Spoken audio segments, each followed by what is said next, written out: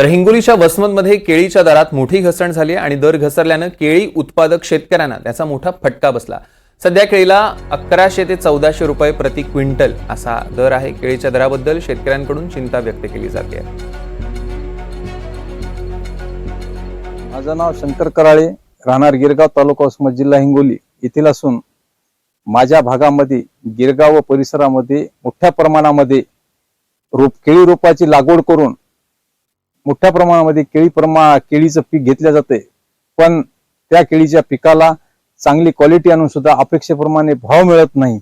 मागच्या डिसेंबर मध्ये ज्या केळीला ऑक्टोबर नोव्हेंबर डिसेंबर पर्यंत ज्या केळीला 2100-2200 पर्यंतचे भाव होता, तेच भाव या दीड महिन्यामध्ये घडला आणि तेच केळीचे भाव आज 1100-1200 पर्यंत पोहोचले।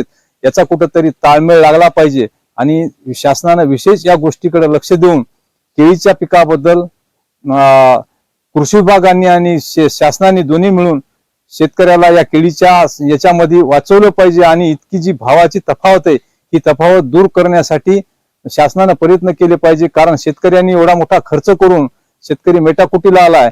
एका एकरला 1 लाख रुपये खर्च करणं म्हणजे एक जुगार खेळल्यासारखा शेतकरी करते, पण त्याच्या पदरात काहीच पडत नाही। तेव्हा तो निराश होतो आणि त्याला दुसरा पर्यायच नसते। म्हणून या भागातील शेतकरी आशेने बघते शासनाकडे की केळीच्या पिकाबद्दल व सगळ्या फ्रूटच्या पिकाबद्दल। कापसाला भाव नाही, शेतकऱ्याच्या सोयाबीनला भाव नाही, हळदीला भाव नाही, हळदीवर रोग आलाय, तिडका आलाय, रोग आळी लागली त्या आळीला।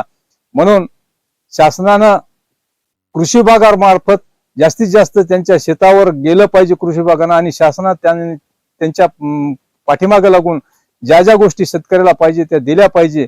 आणि केळी पिकामध्ये जास्तीत जास्त हा भाग केळीचा असल्यामुळे जास्तीत जास्त केळीकडे लक्ष देऊन इथल्या शेतकऱ्याला शासनानं वाचवलं पाहिजे, व्यापाऱ्याच्या तावडीतून वाचवलं पाहिजे असं माझं मत आहे।